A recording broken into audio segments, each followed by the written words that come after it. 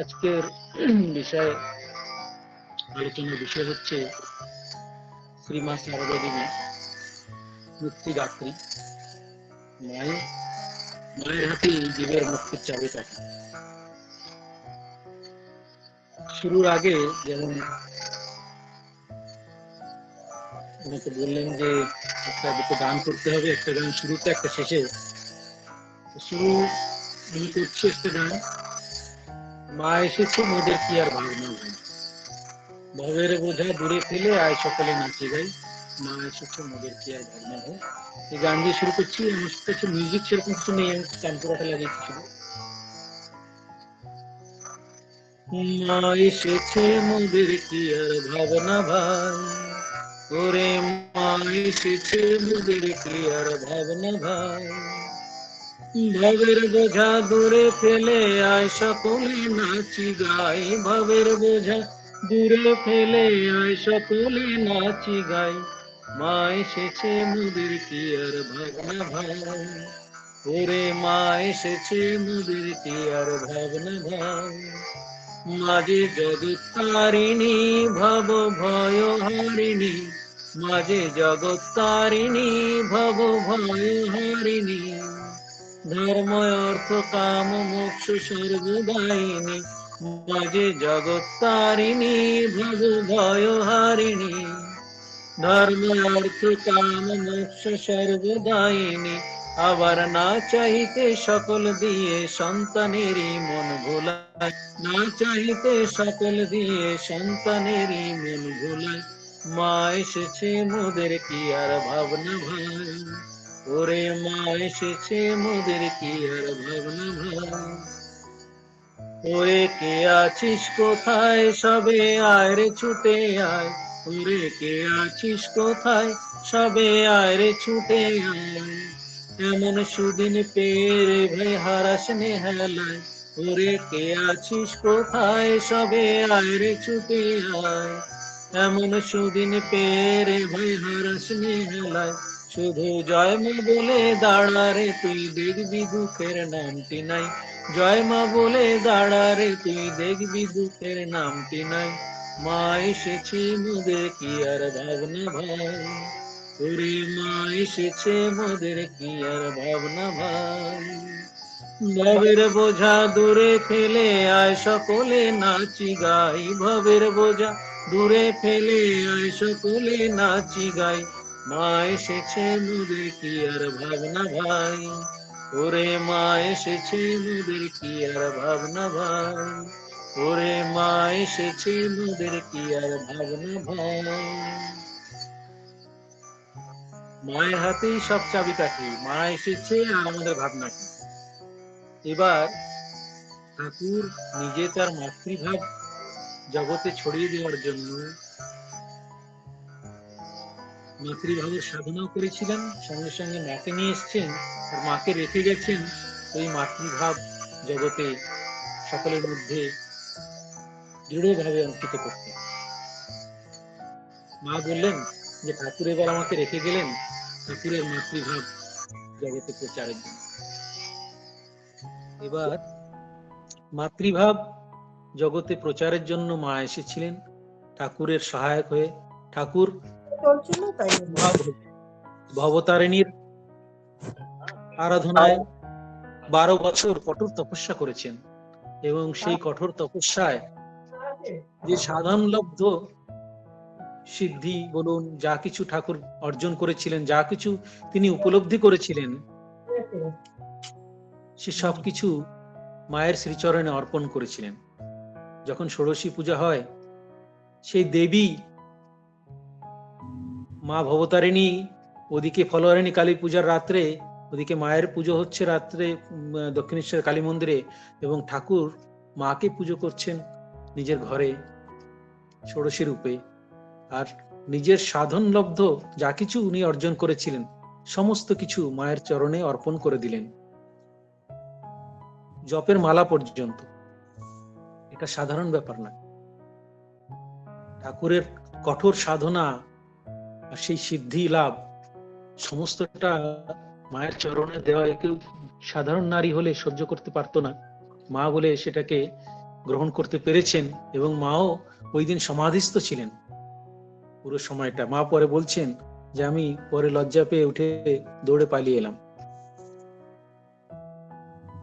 তবে এই সূচনা হলো মাকে ধীরে ধীরে সে দেবী, মায়ের ভিতরে যে দেবীত্ব আছে সেটাকে জাগিয়ে তুললেন ঠাকুর, এবং মায়ের উপরে ধীরে ধীরে সবকিছু ছাড়তে আরম্ভ করলেন। মা তো মুক্তিদাত্রী, আমরা জানি, শক্তি ছাড়া উপায় নেই। ঠাকুর বলছেন শ্রীরামচন্দ্র, মা সীতা এবং লক্ষ্মণ যাচ্ছে এক রাস্তায়, লক্ষ্মণ পিছন থেকে রামকে দেখতে পাচ্ছে না, মাঝখানে শক্তিরূপিণী মহামায়া সীতা মাঝখানে আছেন বলে। মা সীতা যদি একটু সাইডে সরে যান, একটু সরে দাঁড়ান পাশে, তাহলে সে রামকে দেখতে পায়। ঠিক সেরকমই মা পথ না ছেড়ে দিলে আমরা সেই মুক্তি বলো যা কিছু আমাদের অর্জন করার আছে, মা যদি কৃপা না করেন, মা যদি রাস্তা না ছেড়ে দেন, আমরা সেই সব অর্জন করতে পারবো না। সেই জন্য এবার মায়ের বিশেষ প্রকাশ। মা প্রত্যেক সময় মানে প্রত্যেক অবতারেই দেবী রূপে ঠাকুরের সঙ্গে এসছেন, এটা আমরা জানি। ঠাকুর বলছেন যে রাম যে কৃষ্ণ সেই ইদানিং শ্রীরামকৃষ্ণ। এবং মাকেও অনেক সময় ধরা গেছে যে মা যে দেবী ছিলেন, কথায় কথায় অনেক সময় বলে ফেলেছেন। সে যখন রামেশ্বরে গেছেন, শিবের শিবলিঙ্গ, যে রামেশ্বর শিবলিঙ্গ আছে, মা দেখে বলছেন যেমনটি রেখে গেছিলাম তেমনটি আছে। তখন গোলাপ মা ওরা বললেন যে মা কি বললেন, না ও কিছু না। মা তখন চেপে গেলেন।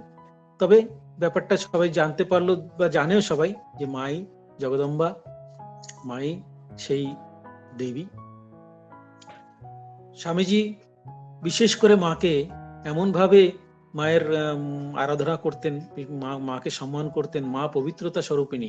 স্বামীজি মায়ের কাছে যেতে গেলে শরীরে তার কম্পন শুরু হয়ে যেত, এবং গঙ্গা জলে স্নান করে মায়ের ঘাটে ইয়েতে বাগবাজারে গঙ্গার ঘাটে স্নান করে ভিজে কাপড়ে স্বামীজি যেতেন মাকে প্রণাম করতে। স্বামীজিকে জিজ্ঞাসা করলে বলেছিলেন, ওরে মা হচ্ছেন জগৎ জননী, মা জগদম্বা পবিত্রতা স্বরূপিণী, মায়ের কাছে এতটুকু যাতে মনে অপবিত্রতা না আসে, সেই জন্য এইভাবে যেতে হয় আমার কাছে। স্বামী বিজ্ঞানানন্দজি মহারাজ মাকে প্রণাম করতে যান না লজ্জায়। সে বলছে মাকে প্রণাম করে এসছো পেশেন্ট? স্বামীজি বলছেন, বলছে হ্যাঁ আমি প্রণাম করেছি। না যাও তুমি প্রণাম করে এসো। এবং স্বামীজি যে পেছনে পেছনে আসছেন এটা স্বামী বিজ্ঞানানন্দজি মহারাজ জানতেন না। পেছন পেছনে গেছেন আর দেখছেন স্বামী বিজ্ঞানানন্দজি ঢিপ করে একটা প্রণাম করে পালিয়ে আসার চেষ্টা। তখন বলছে ও কি, মাকে ওইভাবে প্রণাম করতে হয়? আবার নিজে সাষ্টাঙ্গ প্রণাম করে দেখিয়ে দিলেন। তখন আবার বিজ্ঞান মহারাজও সাষ্টাঙ্গ প্রণাম করলেন। বিজ্ঞান মহারাজ পরে বলছেন, আমি কি মাকে চিনতুম? স্বামীজি আমাকে চিনিয়ে দিলেন আর মাকে ধরতে বললেন, তারপরেই তো সব দেখলাম, সব ঠিক হয়ে গেল, মাই সব। মাকে ধরে থাকলে আর কোনো চিন্তা নেই। ঠাকুরও বিভিন্ন সময়ে মায়ের সম্পর্কে বলেছেন। ঋদুকে বলছেন, ওরে ঋদু, এর ভিতরে যে আছে, ঠাকুর নিজের শরীর দেখিয়ে বলছেন, এর ভিতরে যে আছে সে একবার রেগে গেলেও তোকে তুই পার পেয়ে যাবি, কিন্তু ওর ভিতরে যে আছে সে যদি একবার রেগে যায় তাহলে কিন্তু তোর আর কোনো উপায় নেই, ব্রহ্মা বিষ্ণু মহেশ্বর এলেও তোকে রক্ষা করতে পারবে না। সেটা ঠাকুর সাবধান করে দিচ্ছেন ঋদুকে, হৃদয়কে। এরকমই ঠাকুর বিভিন্ন সময়ে ও বলছেন যে ও সাক্ষাৎ দেবী, ও সরস্বতী, ও আমার শক্তি। মা কে বলছেন যে যে ঠাকুর, মা নিজেই জিজ্ঞাসা করছেন তুমি আমাকে কি রূপে দেখো? তখন বলছেন যে মা মন্দিরে ভবতারিণী রূপে। হেডফোনটা এখানে আছে? হেডফোনটা আছে? এটা বন্ধ করে শোনা যাচ্ছে, দেখি হেডফোনে লাগিয়ে। তো মা ঠাকুর বলছেন যে মা ভবতারিণী রূপে মন্দিরে পুজো গ্রহণ করছেন, সেই মা আমার নহবতে আছেন, সেই মা এখন আমার সেবা করছেন। অথচ আসলে নহবতে মা চন্দ্রমণি দেবী ছিলেন, তখন উপরের তলায় থাকতেন মায়ের, আর নিচে মা সারদা দেবী থাকতেন, আর ভবতারিণী মা মন্দিরে আছেন। ঠাকুর তিনজনকে একই আসনে গ্রহণ করলেন। বললেন যে যে মা আমার মন্দিরে আছেন, যে মা আমার নবতে উপরে আছেন এবং এখন সেই মা আমার পদসেবা করছেন, অর্থাৎ মা সারদা দেবী। তো মাকে দেবী রূপে, মা মাতৃরূপেই ঠাকুরও গ্রহণ করেছিলেন নিজে। সেটা জগৎকে দেখিয়ে দিয়ে গেলেন যে এবারে মাই সবকিছু। মাকে বলে গেলেন যে দেখো কলকাতার সব পোকা মানে পিপিলিকার মতো কিলবিল করছে, ওদেরকে তোমাকে দেখতে হবে। মা বলছেন আমি একজন নারী, একজন মহিলা, আমি কি করব?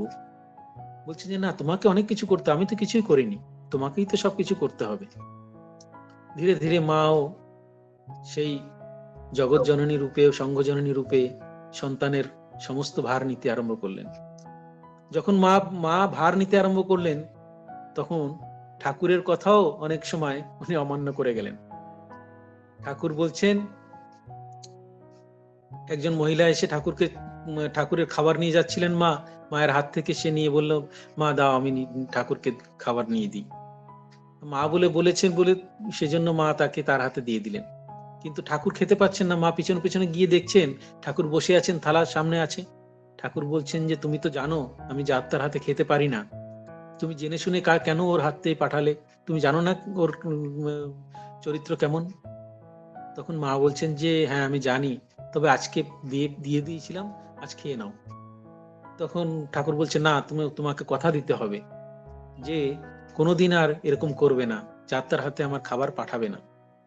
মা কিন্তু তখন ঠাকুরের কথা মানতে পারলেন না। মা বললেন যে না, আমি এরকম কথা দিতে পারবো না। যদি কেউ এসে আমাকে মা বলে ডাকে, আমাকে কিছু চায়, আমি তাকে ফেরাতে পারবো না। তো মাকে ডাকলে, মায়ের কাছে প্রার্থনা করলে মা সন্তানকে ফিরিয়ে দেন না।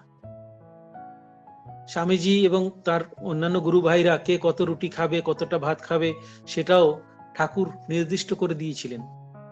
একদিন হঠাৎ জিজ্ঞাসা করেন, কিলের লেটো, লাটু মহারাজকে লেটো বলতেন, আজকে কত রুটি খেলি?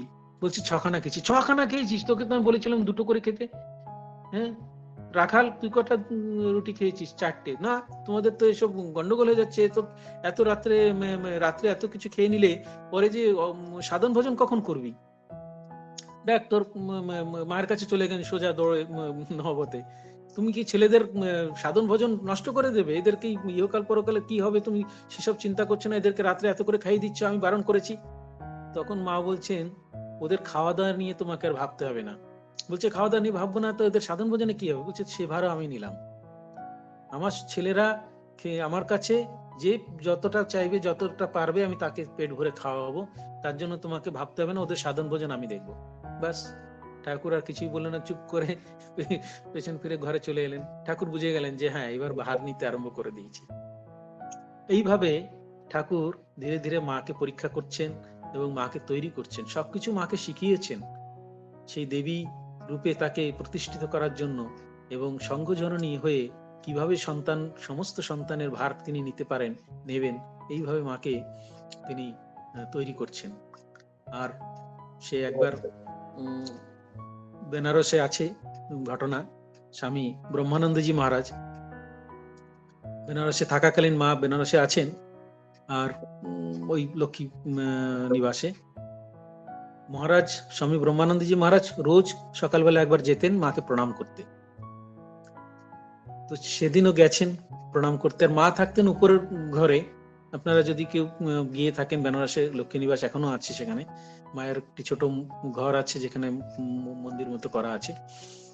তো নিচ থেকে রাজা মহারাজ স্বামী ব্রহ্মানন্দজি মহারাজ নিচ থেকে মাকে প্রণাম করতেন, আর মা উপরে এসে ওই গ্যালারিতে দাঁড়ালে মাকে নিচ থেকে প্রণাম করতেন। তো সেদিন রাজা মহারাজ পৌঁছলে মা জিজ্ঞাসা করছেন গোলাপ মাকে দিয়ে বা যোগিন মাকে দিয়ে, কি একে রাখালকে জিজ্ঞাসা করো শক্তি কেন মানতে হয়।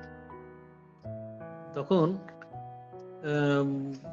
স্বামী ব্রহ্মানন্দজি মহারাজকে যখন জিজ্ঞাসা করছেন যে রাখাল, মা জিজ্ঞাসা করছেন যে শক্তি কেন মানতে হয়, তখন রাখাল মহারাজ বলছেন যে মায়ের হাতেই তো চাবিকাঠি, মাই তো মুক্তিদাত্রী, মাকে তো মানতেই হবে বলে ওইখানেই উনি গানটি করলেন, যেটি মায়ের জীবনীতে আছে, যে শঙ্করী চরণে মন মগ্ন হয়ে রওরে।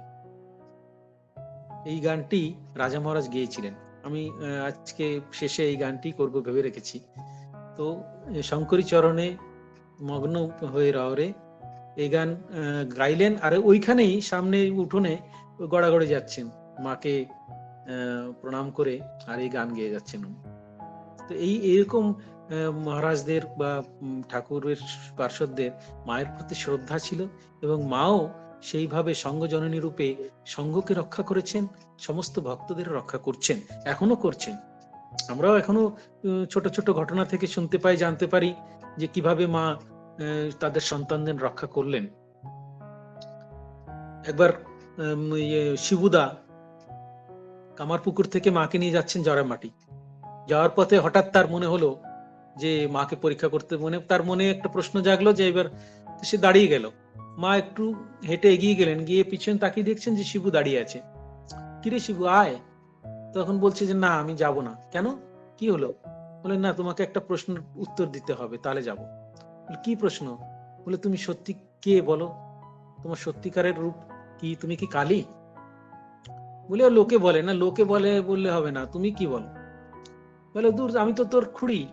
বলছে না আমি খুড়ি টুড়ি কিছু জানি না, তুমি কালী কিনা বলো, না বললে তুমি যাও, আমি যাচ্ছি, আমি ফেরত যাচ্ছি, আমি কামড়পুকুরে ফিরে যাবো। বলছে যে মা দেখলেন মহা ফাপড়ে পড়েছে সে। তখন মা বলছেন যে হ্যাঁ আমি কালী। তখন আবার সেই সময় মা হয়তো তাকে একটা কালীর দর্শন করিয়েছিলেন। পরবর্তীকালেও শিবুদা বলছেন ইয়েকে, বরদা মহারাজকে, যে বুঝলে ভাইয়া, মাই কিন্তু সব, মাই মুক্তিদাত্রী, ওর হাতেই সবকিছু, ওই কপাল মোচন। ঠাকুর নিজেও বলছেন যে আমি কপাল মোচন, আমি ফরাসডাঙ্গা, আমি কপাল মোচন, আমি ফরাসডাঙ্গা, আর একটা শব্দ বলেছিলেন।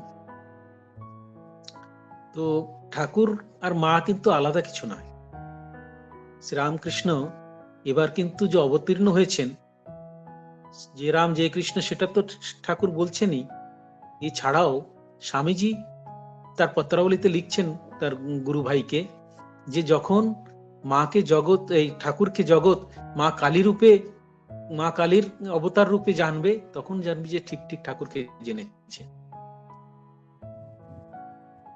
ঠাকুরও কিন্তু এবার এসেছিলেন মা কালীর অবতার হয়ে, আর সেই মা কালী কিন্তু আবার মা শারদা রূপে।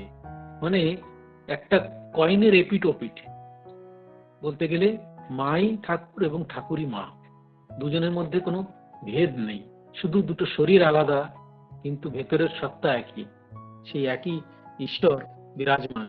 তাই তবে ঠাকুর যখন ছিলেন, ঠাকুর বেছে বেছে নিয়েছিলেন তার পার্শ্বদেরকে, তার কাজের লোকেদেরকে, যাদেরকে নিয়ে এসেছিলেন ঠাকুর সঙ্গে করে। নরেনকে নিয়ে এলেন সপ্তর্ষি মণ্ডল থেকে, এবং অন্যান্য 6 জন গুরু, যে তার পার্শ্বদ আছে, অন্তরঙ্গ পার্শ্বদ, 6 জনকে নিয়ে এলেন সেই ঈশ্বর কোটি থেকে। বাকি অন্যান্য সবাই এসে তার সঙ্গে জুটলেন, এবং এই রামকৃষ্ণ ভাবধারা কে এগিয়ে নিয়ে যাওয়ার জন্য ঠাকুর করে গেলেন। কিন্তু মায়ের কাছে ঠেলে দিলেন যেন পুরো পিঁপড়ের শাড়ি। মা বলছেন ঠাকুর বেছে বেছে নিতেন, আর আমার দিকে সব এমন ঠেলে দিলেন যে সবাইকে আমাকেই গ্রহণ করতে হবে। আবার সেই সঙ্গে মাও ঠাকুরের কাছে সবসময় প্রার্থনা করছেন, সবাইকে বলছেন যে ঠাকুরই সব, ঠাকুরকেই ধরে থাকো, ঠাকুরই মা কালী, বা ঠাকুরই অবতার, ঠাকুরই ভগবান। নিজেকে লুকিয়ে রাখার চেষ্টা, অথচ কখনো কখনো সেই মাতৃরূপ থেকে দেবী রূপ অনেক সময় প্রকট হয়ে পড়েছে। অনেক ক্ষেত্রে অনেক যে স্বামীজিরা বা ঠাকুরের পার্শ্বদের কাছে, বা তারপরেও মায়ের যে সন্তানেরা মায়ের কাছে এসছেন পরে পরে, তাদেরকে উনি ওইভাবে গ্রহণ করেছেন, এবং তাদেরকে বুঝিয়ে দিলেন, অনেককে বুঝিয়ে দিয়েছিলেন যে হ্যাঁ আমি সেই দেবী। জগদ্ধাত্রী রূপে দর্শন দিলেন। আবার পবিত্রতা স্বরূপিণী নলিনী দিদি, সে রাত্রেবেলায় সেই হঠাৎ বলছেন যে আমাকে কাকে পেচ্ছাপ করেছে, আমি স্নান করব। শীতকালে এরকম শীতের রাত, মা বলছেন যে সে কি রে, এত রাত্রে এত ঠান্ডার মধ্যে স্নান করবি কেন, একটু গঙ্গা জল নিয়ে নে, হাত মুখ ধুয়ে নেয়, তাতেই হবে। কোথায় আবার কাকে পেচ্ছাপ করেছে, কাকে পেচ্ছাপ করে কোনোদিন তো শুনিনি বাবু। তো সে বলছে না আমার উপরে পেছাব করেছে, আমি স্নান না করে হবে না। বলছে যে না, এত রাত্রে স্নান করিস না, সর্দি ঠান্ডা জ্বর হয়ে যাবে, ঠান্ডা লেগে যাবে, স্নান করিস না বাবা, এরকম ভাবে বুঝিয়ে বলছেন, কিন্তু সে শুনবে না। বলছে গঙ্গা জল নিয়ে নে, তাও হবে না। শেষে মা বলছেন তবে আমাকে স্পর্শ কর। মানে এখানে বুঝতে হবে যে গঙ্গা জল যে পবিত্র জিনিস, তার থেকেও কত ঊর্ধ্বে মায়ের পবিত্রতা। সেই পবিত্রতা স্বরূপিনী মা বলছেন আমাকে ছুঁলে তুই পবিত্র হ। মা রাধুকে নিয়ে বসে আছেন, পাগলি মামি মায়ের কাছে এসে বসবেন বলে হঠাৎ মায়ের পাশে এসে বসলেন, আর বসতে গিয়ে তার পা মায়ের গায়ে লেগে গেল, না মায়ের পা ওর গায়ে লেগে গেল বোধহয়। তো তখন সে খুব কাকুতি মিনতি করছে, কি করলে, তোমার পা আমার গায়ে লাগিয়ে দিলে, লেগে গেল, এটাতে এখন কি হবে? তখন বলছে মা হেসে বলছে ওসব কিছুই না। বলছে যে না না, এটা ঠিক হলো না, মানে এমনি পাগলি আছে, আবার ওটা ঠিক আছে যে মায়ের পা লেগে গেছে বা মায়ের গায়ে পা লেগেছে, এটাতে তার অকল্যাণ হতে পারে, সেটা আবার ভয় আছে। তো তখন কেউ কেশব মহারাজ বা বরদা মহারাজ কেউ ছিলেন, বলছে যে মামির দেখছি এদিকে ঠিক আছে, হ্যাঁ মাকে আবার। তো মা বলছে যে কেন, রাবণ কি জানতো না যে রাম কি? রাম যে ভগবান, রাম যে ঈশ্বরের অবতার, সেটা রাবণ ঠিক জানতো, কিন্তু ওই ঝগড়া করতে এসেছিল, মানে যে উদ্দেশ্য নিয়ে এসেছিল সেইটাই করলো। তাই এও ঠিক জানে আমি কে, এই করতে এসছে বলে এইসব করছে, মানে আমার সঙ্গে যত কিছু যা করার, এটা একটা ড্রামা আগে থেকে প্ল্যান করা আছে। মাও সেই ড্রামাতে এমন সুন্দরভাবে মা রোল করে গেলেন। কিন্তু আমরা আমাদের ব্যবহারিক দৃষ্টিতে, সাংসারিক দৃষ্টিতে আমরা যখন দেখি মাকে, আমরা ওই দেবী হিসাবে না দেখলেও আমরা মা হিসাবে, সঙ্গজননী হিসাবে যখন দেখি, আর মায়ের জীবনে কত কষ্ট, কত কিছু করেছেন, কত রকম অসুবিধা সহ্য করেও মা নিজের জীবন দিয়ে দেখিয়ে দিয়ে গেলেন কিভাবে জীবন যাপন করতে হয়, কিভাবে ঈশ্বরের সমর্পণ হয়ে জীবন যাপন করা যায়। মা সেটা কিন্তু নিজের জীবনে দেখিয়ে দিয়ে গেলেন, সেটা আমাদের সবার জন্য। এই জন্যই মারও এই যুগে আসার প্রয়োজনে তাই, যে সকলকে কিভাবে সেই জীবনযাপন করতে হবে। যা ঠাকুর সাধন ভজন করেছেন, এবং কথামৃতের মাধ্যমে আমরা যা ঠাকুরের সম্পর্কে জানতে পারি বা পড়ি, সেগুলো মূর্ত রূপে মায়ের জীবনে আমরা দেখতে পাই। প্রথমে আমরা স্বামীজিকে সবাই জানে, প্রথম যখন রামকৃষ্ণ মঠ মিশনের সঙ্গে যুক্ত হয় সবাই, তখন প্রথম স্বামীজিকেই জানে সবাই। স্বামী বিবেকানন্দ বলে শুনেছে সবাই, ছোটবেলা থেকে আমরা জানি, শিকাগো বক্তৃতা নিয়ে শুরু করে সবকিছু আমরা স্বামীজি সম্পর্কে জানি। স্বামীজিকে ধরে ধরে ধরে ধরে যখন রামকৃষ্ণ মিশনের সঙ্গে সংস্পর্শে আসি, তখন ঠাকুরকে জানতে আরম্ভ করি। আচ্ছা, ইনি হচ্ছেন রামকৃষ্ণ, যে স্বামীজির গুরু ছিলেন, এনাকে তাহলে একটু জানতে হবে, ইনি কে ছিলেন, কেমন ছিলেন। ঠাকুরকে জানতে চেষ্টা করি, আর ঠাকুরকে জানতে জানতে পরে যখন জানতে পারি যে ঠাকুরেরও উপরে কেউ ছিল, সে হচ্ছে মা।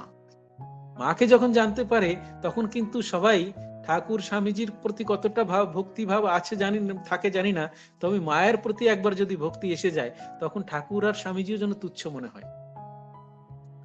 মায়ের হচ্ছে এমনই তার লীলা বা মায়ের কৃপা। একবার যদি সত্যি সত্যি মায়ের প্রতি আমাদের ভক্তি হয়, মায়ের শ্রীচরণও যদি আমরা আশ্রয় পেতে পারি, মায়ের কৃপা পেতে পারি, তাহলে আমাদের জীবন ধন্য। আর মাকেই ধরে আমরা এগোতে পারি। মা খুব তাড়াতাড়ি সাড়া দেয়। শান্তানন্দজি মহারাজ কথাটা আমরা জানি সবাই, এই ঘটনাটা আমি অনেকবার বলেওছি আপনাদের, এই প্রসঙ্গে আগেও বলেছি, আবারও আজকে উল্লেখযোগ্য, কারণ রিসেন্টলি 2-3 দিন আগেই শ্রীধরানন্দজি মহারাজের শরীর গেছে 101 বছর বয়সে। সেই শ্রীধরানন্দজি মহারাজ 101 বছর বেঁচে ছিলেন মায়ের আশীর্বাদে।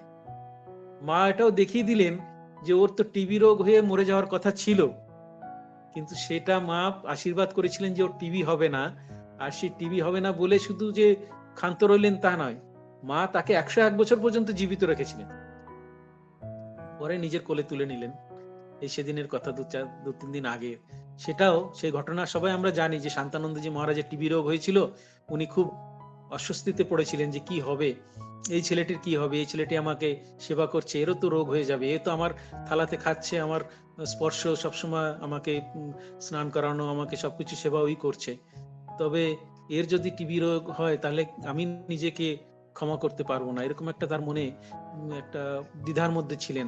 তখন উনি মাকে খুব প্রার্থনা করলেন, প্রার্থনা করে মায়ের কাছ থেকে আশীর্বাদ পেলেন যে হ্যাঁ, মা বলেছিলেন যে কি চাও, তুমি যদি কখনো কোনো অসুবিধায় পড়ো আমাকে ডাকবে, আমি ঠিক শুনবো। 3 দিন উনি খুব কাতর ভাবে মাকে প্রার্থনা করেছিলেন। শেষে ওনাকে মা দর্শন দিয়ে বললেন যে কি চাও। তখন মা বললেন যে মা, এই ছেলেটি আমার সেবা করছে, এর জন্য টিবি রোগ না হয়, আমি এটাই চাই। তখন মা বললেন ওর আর যাই হোক না হোক, ওর টিবি কোনোদিন হবে না। আর সেটা মা জীবনে তার করে দেখিয়ে দিলেন। সারা জীবন সে 101 বছর বেঁচে রইল, টিবি রোগ তাকে স্পর্শ করেনি। মায়ের এমনই কৃপা। তো মাকে আমরা যদি পবিত্র মনে যদি প্রার্থনা করি, মা ঠিক শোনেন।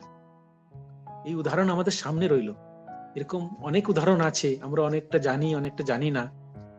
অনেককে মা দর্শন দিয়েছেন, কিভাবে কৃপা করছেন, বা আমাদের অজান্তে আমরা অনেক সময় ভাবি যে আমরা অনেক সংকটে পড়ি, আর সে সংকট থেকে ভগবান আমাদের রক্ষা করেছেন, ঠাকুর আমাদের রক্ষা করেছেন, বা যে কেউ, মা হোক বা ঠাকুর হোক, আমাদের রক্ষা করেছেন, আমরা মুখে বলি, কিন্তু আসলে সত্যি তাই। যদি ঠিক ঠিক আমাদের ঠাকুর মায়ের প্রতি যদি একান্ত ভক্তি থাকে, মায়ের শ্রীচরণে যদি আমার ভক্তি বিশ্বাস থাকে, তাহলে ঠিক মা কিন্তু আমাদের রক্ষা করেন। আর অনেক সময় সমস্যা থেকে আমরা উতরে যাই। এটা আমি অনেকবার আমি নিজে অনুভব করেছি, যখন আমি নারায়ণপুরে ছিলাম, ওখানে ছোট বাচ্চাদের নিয়ে। তো আমি যখনই সমস্যায় পড়েছি, মাকে প্রার্থনা করেছি, এবং নির্বিঘ্নে সেটা আমরা উতরে গেছি সেই সমস্যা থেকে। এটা আমি নিজে দেখেছি। এই করোনার সময় বিশেষ করে আমার অনুভব হয়েছিল যে করোনার সময় প্রত্যেক দিন আমাদের তো আশ্রমে পুরো 1-1,500 বাচ্চারা থাকতো, এবং তাছাড়া সব সেন্টার, ভিতর সেন্টারেও সব বাচ্চারা ওখানে রাখা ছিল। ওরা 1.5 বছর 2 বছর যে করোনা কালে যে সব স্কুল বন্ধ ছিল, এটা নয়, এটা আমরা আশ্রমের গেট বন্ধ করে দিয়েছিলাম, আর বাইরের লোক প্রবেশ বন্ধ, এবং ভিতরের বাইরে যাওয়া বন্ধ, এরকম করে আমরা রেখেছিলাম। তবুও সরকারি দপ্তর থেকে বা নিউজ পেপারওয়ালা যারা নিউজ ইয়ে আছে, ওরা আমাদের উপর খুব লেখালেখি করেছিল যে রামকৃষ্ণ মিশন নারায়ণপুরে এতগুলো বাচ্চা আছে, এদের যদি করোনা হয়ে যায় তাহলে এরা সরকার তার কে দায়িত্ব নেবে, এইভাবে বিভিন্নভাবে ওরা ইয়ে করেছিল, মানে আমাদেরকে ভয় দেখানোর চেষ্টা করেছিল। কিন্তু আমাদের একটা উদ্দেশ্য অন্যরকম ছিল, যে ওই বাচ্চাগুলি যারা রামকৃষ্ণ মিশন নারায়ণপুরে পড়ে, ওরা হচ্ছে পুরো আদিবাসী, গরিব। ওরা বাড়িতে গেলে পড়াশোনা তো হবেই না, ইভেন খাওয়া দাওয়া যে জুটবে কিনা তাও খুব সন্দেহ আছে। তাছাড়া যদি কোনো শারীরিক অসুস্থতা হয়, ওই বাচ্চাগুলো কোথায় যাবে? যদি কোনো করোনা রোগও হয়, তার ট্রিটমেন্ট কে করাবে? ওই জঙ্গলের ভিতরে মরে যাবে। তো সেই জন্য আমরা সরকারকে লিখেছিলাম যে আমরা এই বাচ্চাদেরকে ছাড়তে পারবো না, আমরা এদের রাখবো। তো ওরা অনুমতি দিয়েছিল মৌখিক রূপে। তো তারপরে ওই মাঝে মাঝেই ইয়ে থেকে, মানে সরকারি দপ্তর থেকে, সরকারি মেডিকেল মানে হাসপাতাল থেকে ওরা আসতো, হঠাৎ সকালবেলা আমাদেরকে ফোন করে জানাবে যে স্বামীজি আজকে আমাদের কিছু লোক যাবে, ওরা 500 ছেলে মেয়ের করোনা টেস্ট করবে, আপনি রেডি রাখবেন বাচ্চাদেরকে। ওই প্রত্যেক দিন এরকম অন্তত 10 থেকে 15 বার এরকম হয়েছে পুরো 1-1.5 বছরে, যে ওরা হঠাৎ হঠাৎ এসছে, মাসে বা 15 দিনে বা 1 মাস পরে, 1.5 মাস পরে অচানক তারা ফোন করে আসবে যে আমরা আসছি, আজকে ওদের টেস্ট করানো হবে। ওই দিন আমি ঠিক সত্যি আমি মন থেকে মাকে প্রার্থনা করতাম যে মা আজকে তুমি আবার রক্ষা করো। কারণ আমার একটাই সমস্যা ছিল, বড় ছেলে মেয়েদের যদি করোনা পজিটিভ এসেও যায়, তাদেরকে তুলে নিয়ে গিয়ে বাইরে একটা করোনা সেন্টার ছিল, সেখানে রাখা হচ্ছিল, ওখানে গিয়ে ওরাও থাকতে পারবে, কোনো অসুবিধা নেই।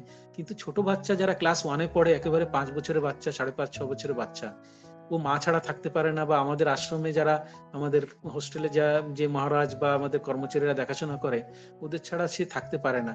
আর ওই সময় ওই বাচ্চাকে যদি তুলে নিয়ে গিয়ে যদি তার করোনা পজিটিভ আসে, আর ওই বাচ্চাকে তুলে নিয়ে গিয়ে রেখে দেয়, তখন সে বাচ্চা কি করবে, কোথায় যাবে, বা কি করে থাকবে, আমার এটা একটা খুব চিন্তা থাকতো সবসময়। সেজন্য প্রত্যেক দিন যেদিনই এরকম একটা খবর পেতাম যে কালকে বা আজকে সকালেই আসার কথা আছে, বা কালকে সকালবেলা ওরা আসবে করোনা টেস্ট করতে, মাকে খুব করে প্রার্থনা করতাম।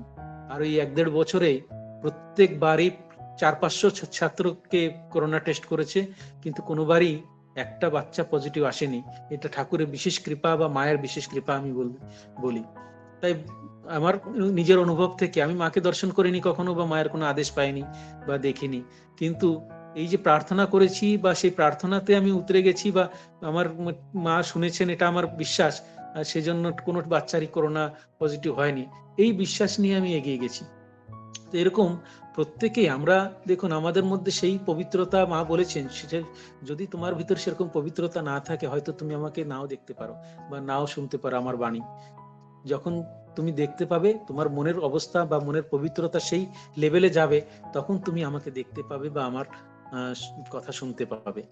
যদি না শুনতে পাও, মনে করবে যে তোমার এখনো সেই অবস্থা আসেনি, সেই রকম মনের পবিত্রতা আসেনি। তো হয়তো আমাদেরও সেই মনের পবিত্রতা এখনো সেইভাবে আমরা এগিয়ে উঠতে পারিনি, তবে প্রার্থনা তো করতে পারি। মা তো প্রার্থনা শুনছেন, মা প্রার্থনা শুনে তার সমাধানও করে দিচ্ছেন। শুধু সংঘ জননী বলে না, সমস্ত জীব জগতের জন্য জগৎ জননী রূপে মা কিন্তু সবার মুক্তিদাত্রী, এবং সত্যি সত্যি প্রার্থনা করলে মা শোনেন, মা তাকে কোলে তুলে নেন। এটা আমরা ঠাকুরের জীবন থেকে, মায়ের জীবন থেকে, এবং ঠাকুরের মায়ের যারা সন্তানরা ছিল তাদের রেমিনিসেন্স পড়লে আমরা দেখতে পাই কিভাবে মা কাজ করছেন। কিন্তু মা এই শরীরেও কিভাবে কষ্ট করে গেছেন সেটা শিখবার মতো। মা শুধু শেষের দিকে যে মানে উপদেশটি দিয়ে গেলেন যে কারো দোষ দেখো না, দোষ দেখবে নিজের। যদি শান্তি চাও বাবা, এই কথা বলছেন, শান্তি যদি চাও, আমরা যদি শান্তি না চাই তাহলে কোনো আপত্তি নেই, দোষ দেখে বেড়াও, কোনো অসুবিধা নেই। মা বলছেন যদি শান্তি চাও তাহলে কারো দোষ দেখো না, দোষ দেখবে নিজের। কেন বলেছেন এটা? কারণ অন্যের দোষ দেখলে না, ওই দোষটি আমার নিজের ভিতরে চলে আসবে, তখন আমি ওই দোষে দূষিত হয়ে যাব। সেই জন্য অন্যের দোষ দেখা ছেড়ে দিয়ে নিজের দোষ দেখাটা ভালো। আর নিজের দোষ দেখে সেই দোষটাকে যতটা শুধরে নেওয়া যায়, যতটা ঠিক করা যায়, সেটা আমরা যদি চেষ্টা করি, তাহলে আমরা মায়ের কৃপা পাওয়ার যোগ্য হতে পারবো। তো সেজন্য কারো দোষ দেখবে না, দোষ দেখবে নিজের। জগতে কেউ পর নয়, সবই আপনার। জগৎকে আপন করে নিতে শেখো, মা বলছেন, জগৎকে আপন করে নিতে শেখো। আর মা কিভাবে সেই ছোট নহবতখানায় যেখানে রয়েছেন, মা আজও আমাদের বেলুর মঠে ঠাকুরের গর্ভ মন্দির হচ্ছে, মায়ের চারটে গর্ভ মন্দির মেলালে যত বড় হবে অত বড় গর্ভ মন্দির ঠাকুরের। অথচ মায়ের সেই নহবতখানায় যতটুকু রুম ছিল, এখনো সেই বেলুর মঠের যে গঙ্গা কিনারায় মায়ের মন্দির আছে, সেই মন্দিরের ভিতরটা ওইটুকুই, সেই নহবতখানার মতোই। বড় ঘর আর মার কপালে হলো না, এরকম একটা আমরা মনে করি। যে তবে মা সবাইকে কোলে তুলে নিতেন, সেই ছোট ঘরের ভিতরেও নহবতখানাতে সবাই, যত মহিলা ভক্তরা ঠাকুরের কাছে আসতেন, সকলকে মা পাঠিয়ে দিতেন, যাও নবতে মায়ের কাছে যাও, যেন কি ওখানে বড় একটা হোটেল আছে যেখানে থাকার ব্যবস্থা আছে। অথচ মা ওই একটা ছোট্ট ঘরের মধ্যে, আর সামনে ছোট একটা বারান্দা, সেই মধ্যে সবাইকে নিয়ে, যোগিন মা, গোলাপ মা, আর অন্য মহিলারা যারা যারা এসছে মায়ের কাছে, সবাইকে নিয়ে ওইখানে মা থেকেছেন। আবার ঠাকুর কত রকম অত্যাচার করতেন। সে ভোরবেলা উঠানোর জন্য জল ঢেলে দেবে, সে মায়ের কাপড় ভিজে যাবে, সে উঠে তাড়াতাড়ি আবার ওরা উঠবে, সাধন ভোজন করবে। মা 3টের সময় উঠে স্নান করে নিতেন, লোকে জানতেই পারতো না যে মা এখানে আছে। দক্ষিণেশ্বরে পূজারী এবং পূজারীদের মন্দিরের যে খাজাঞ্চি বা অন্যান্য যারা ছিল, তারা সকলেই জানে যে হ্যাঁ, পুজো ভট্টাচ বামুনের একটা কেউ আছে, ওনার স্ত্রী এখানে থাকেন শুনেছি, কিন্তু কখনো দেখিনি তাদের উক্তি। মাকে কেউ দেখেনি। পরে যখন শ্যামপুকুর বাটিতে ঠাকুরকে নিয়ে যাওয়া হলো, তখনও সবার মনে একটাই প্রশ্ন, কি মা এখানে এসে থাকতে পারবেন? কি করে থাকবেন? মা এমন লজ্জাশীলা, আর ওখানে নহবতখানায় থাকা কেউ দেখেনি মাকে, তো মা এখানে শ্যামপুকুরে এসে থাকবেন কি করে? কিন্তু ঠাকুরের সেবার জন্য মা সে সবকিছু দক্ষিণেশ্বরে ত্যাগ করে ওখানে চলে এলেন। তারপরে ইয়েতেও গিয়ে কাশীপুর উদ্যান বাটিতে গিয়ে থাকলেন, ওখানেও থেকে ঠাকুরের সেবা করলেন আর সবকিছু সহ্য করলেন। তারপরে ঠাকুর চলে যাওয়ার পরে রাধুকে ঠাকুর দিয়ে গেলেন, যোগমায়া তাকে নিয়ে থাকো বলে। আর সেই রাধুর জন্য যে কত কষ্ট সহ্য করলেন, কত রকম ভাবে যে পাগলি মাকে কষ্ট দিলেন, সেগুলো আমরা অনেক সময় পড়তে বসলে, ঠাকুর মায়ের জীবনী পড়লে চোখ দিয়ে জল এসে যায়, যে কিভাবে মা আমাদের জন্য এই শরীর ধারণ করে, এই জগৎকে দেখানোর জন্য এই শরীর ধারণ করে কষ্ট সহ্য করেছে। রাত্রেবেলা 1টার সময় উঠে মা উঠোনের নুড়ি পাথর গুলো পড়েছিল সেগুলোকে কুড়িয়ে ফেলছেন। বড়দা কেশব মহারাজ বোধহয় রাত্রে উঠে দেখছেন যে মা ওই নুড়ি ছোট ছোট পাথর বলছে যে বাবা আমার ওই কলকাতার ভক্তরা যারা আসে ওদের তো ওরা খুব ইয়েতে থাকে, তো ওদের পায়ে এই নুড়ি পাথরগুলো ফুটলে ওদের কষ্ট হবে, সেজন্য আমি এগুলো করে দিচ্ছি। বলছে যে না মা ছেড়ে দাও, আমরা করে দিচ্ছি, আপনি জানলে এটা শুয়ে পড়ুন, অনেক রাত হয়েছে, এত রাত্রে আপনি এরকম কেন করছেন? তখন মা বলেন না না এটা আমার কাজ, তোমরা যাও, তোমরা শুয়ে পড়ো, আমি করছি। মা নিজে হাতে নুড়ি পাথরগুলো কুড়িয়ে ফেলছেন। ভোরবেলা উঠে ঘরে ঘরে গিয়ে দুধ নিয়ে আসছেন। কার জন্য? কলকাতা থেকে মায়ের সন্তানেরা এসছে, তাদের জন্য। কেউ চা খেতে ভালোবাসে, কেউ দুধ চা খায়, কেউ দুধ খেতে ভালোবাসে, তাদের জন্য একটু দুধ নেওয়ার জন্য মা নিজে। আমরা ভাবতে অবাক লাগে, আজ আমরা সেই অবস্থান আজকের দিনে হলে হয়তো আমরা সেটা মাকে করতে দিতাম না বা কেউ দিত না, কিন্তু তখনকার দিনে মা কিভাবে কষ্ট সহ্য করে ঘরে ঘরে গিয়ে দুধ নিয়ে এলেন তার সন্তানদের জন্য। আমরা কতটা কষ্ট সহ্য করি? আমরা কি কারোর জন্য এরকম করি? এইটা চিন্তা করে মা যতটা কষ্ট সহ্য করেছেন, মায়ের জীবনে যে জিনিসগুলো আমরা দেখতে পাই, সেটা তার 1% যদি আমরা আমাদের নিজের জীবনে যদি করে থাকতাম, করতে পারি, তাহলে আমাদের জীবন ধন্য হয়ে যাবে। তাহলে আর কারোর জন্য আমরা কারোর নামে কোনো সমালোচনা করব না, বা কারোর নামে কোনো আপত্তি বা কারোর আমরা দোষারোপ করব না। যখন আমরা ঠিক ঠিক মায়ের মতো নিজেকেও সেবাতে উজাড় করে দিতে পারবো, সকলের সেবাতে। তবুও আমরা জানি প্রত্যেকে ঘরে যে মা আছেন, নিজের ছেলে মেয়ের জন্য তিনি কিরকম কাজ করেন। আজ মাদার্স ডে वगैरह যে পালন করা হয়, সেই সময় দেখবেন অনেক রকম ছোট ছোট ক্লিপ তৈরি করে বা বিভিন্ন রকম ইলাস্ট্রেশন দিয়ে মায়ের সম্পর্কে লোক বোঝানোর চেষ্টা করছে। তিনি 24 ঘন্টা খাটেন। প্রত্যেক মায়ের কথা বলছি, এটা আমি মা সারদা দেবীর কথা বলছি না, অন্যান্য মায়েরাও নিজেদের সন্তানের জন্য, নিজের পরিবারের জন্য, নিজের স্বামীর জন্য, নিজের শ্বশুর শাশুড়ির জন্য অনেক খাটাখাটনি করেন। কিছু তার মধ্যে একটা পার্সেন্টেজ খুব কম আছে যারা এরকম করে না, বা হয়তো তারা শ্বশুর শাশুড়িকে ভালোবাসে না, বা তারা ইয়ে করে, সেটা খুব কম পার্সেন্টেজ। বেশিরভাগ মায়েরা, 90% বলবো, মায়েরা আছেন যারা খুব খুব কষ্ট করে। ভোরবেলা উঠে ছড়া ঝাড় দেওয়া। আমার মাকে আমরা দেখেছি তো ভোরবেলা সে 5টার সময়, 4টে-5টার সময় উঠে ভোরবেলা অন্ধকার থাকতে, সেই আমাদের গ্রামের বাড়ি ছিল বলে এটা আমরা দেখেছি। গ্রামের লোকেরাও ভোরবেলা 5টার সময় গরু নিয়ে লাঙল নিয়ে চলে যাচ্ছে খেতে, সে আওয়াজ করতে করতে যাচ্ছে, আমরাও উঠে পড়তাম। মা নিজে, আমরা উঠে দেখছি মা উঠে ছড়া ঝাড় দিচ্ছেন, উঠোন ঝাড় দিচ্ছেন। মানে সূর্য উদয়ের আগে ছড়া ঝাড় হয়ে যাবে, মা স্নান টান করে একেবারে ঘরে এসে মানে রান্না বা সকালে ব্রেকফাস্ট বানানো শুরু হয়ে গেছে মায়ের। তো এটা আমরাও দেখেছি, বা এরকম মায়েরা করেন। মায়েরাও কষ্ট করেন নিজেদের সন্তানের জন্য, নিজেদের স্বামীর জন্য বা নিজের পরিবারের জন্য। 24 ঘন্টা খাটে, 24 ঘন্টা মায়েরা সবসময় তৎপর থাকেন।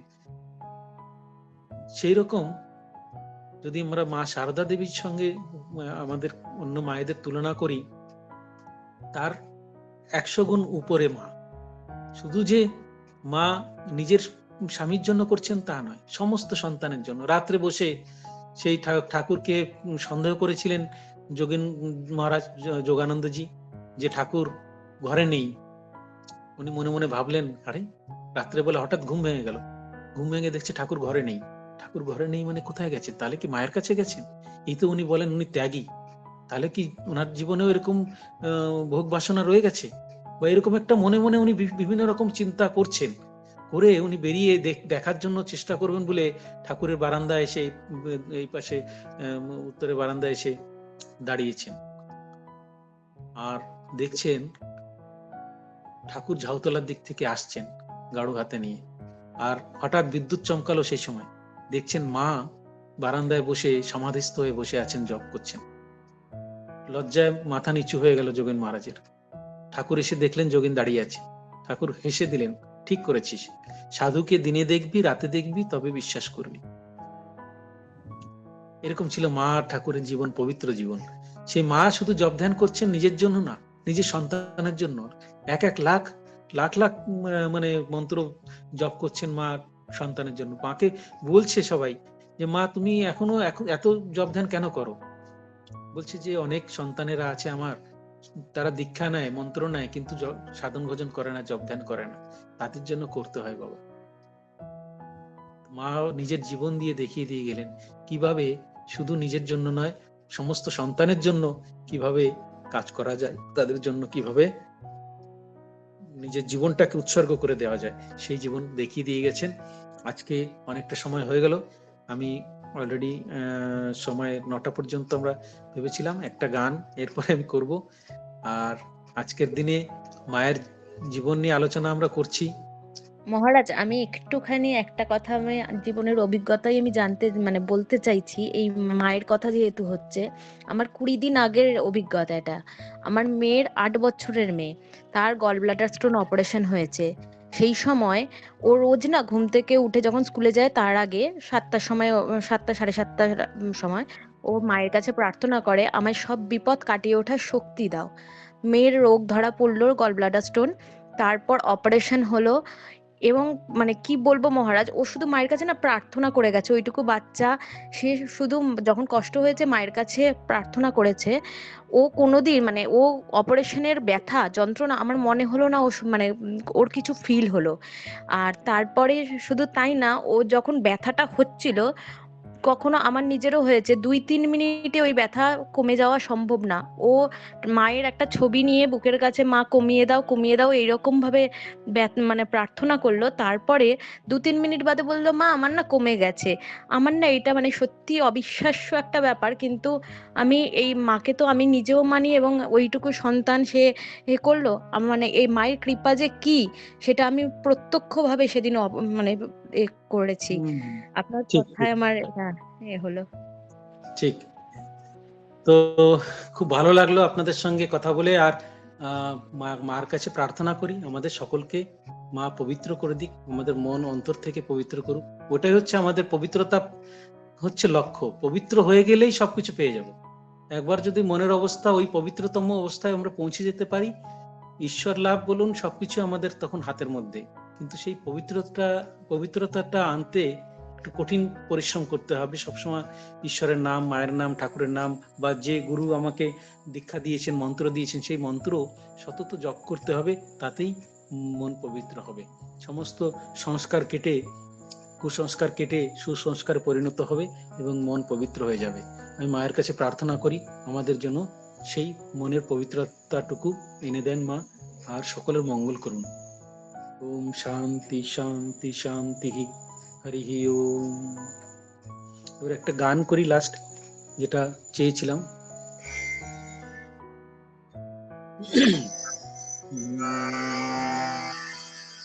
শঙ্করী চরণে মন মগ্ন হয়ে রাও রে, শঙ্করী চরণে মন মগ্ন হয়ে রাও, ভোলা মন মগ্ন হয়ে রাও রে মন, ভোলা মন মগ্ন হয়ে রাও রে মন, সব যন্ত্রণায় এড়াও রে, শঙ্করী চরণে মন মগ্ন হয়ে রাও রে, শঙ্করী চরণে মন মগ্ন হয়ে রাও রে। এই তিন সংসার মিছে মিছে ভ্রমিয়ে বেড়াও রে, এই তিন সংসার মিছে মিছে ভ্রমিয়ে বেড়াও রে, এই তিন সংসার মিছে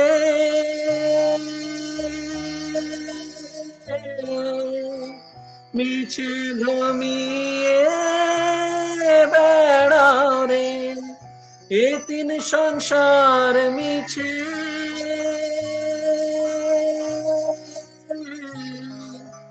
মিছে ভ্রমিয়ে বেড়াও রে, কুল কুণ্ডলিনী ব্রহ্মময়ী,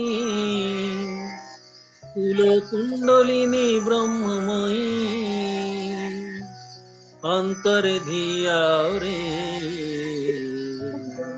শঙ্করী চরণে মন মগ্ন হয়ে রাও রে, শঙ্করী চরণে মন মগ্ন হয়ে রাও, শঙ্করী চরণে মন মগ্ন হয়ে রাও রে, শঙ্করী চরণে মন মগ্ন হয়ে রাও রে, মগ্ন হয়ে রাও রে মন, ভোলা মন মগ্ন হয়ে রাও রে মন, সব যন্ত্রণায় এড়াও রে, শঙ্করী চরণে মন মগ্ন হয়ে রাও রে, শঙ্করী চরণে মন মগ্ন হয়ে রাও। কমলাকান্তের বাণী শ্যামা মায়ের গুণ গাও রে, কমলাকান্তের বাণী শ্যামা মায়ের গুণ গাও রে, কমলাকান্তের বাণী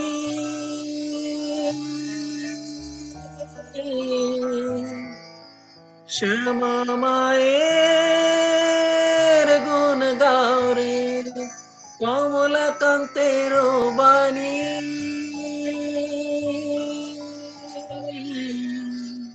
শ্যামা মায়ের গুণ গাও রে, সে যে সুখের নদী নিরবধি, সে যে সুখের নদী নিরবধি, ধীরে ধীরে গাও রে, সে যে সুখের নদী নিরবধি, ধীরে ধীরে বাও রে, শঙ্করী চরণে মন মগ্ন হয়ে রাও রে, শঙ্করী চরণে মন মগ্ন হয়ে রাও, শঙ্করী চরণে মন মগ্ন হয়ে রাও রে, শঙ্করী চরণে মন মগ্ন হয়ে রাও রে, মগ্ন হয়ে রাও রে মন, ভোলা মন মগ্ন হয়ে রাও রে মন, সব যন্ত্রণা এড়াও রে,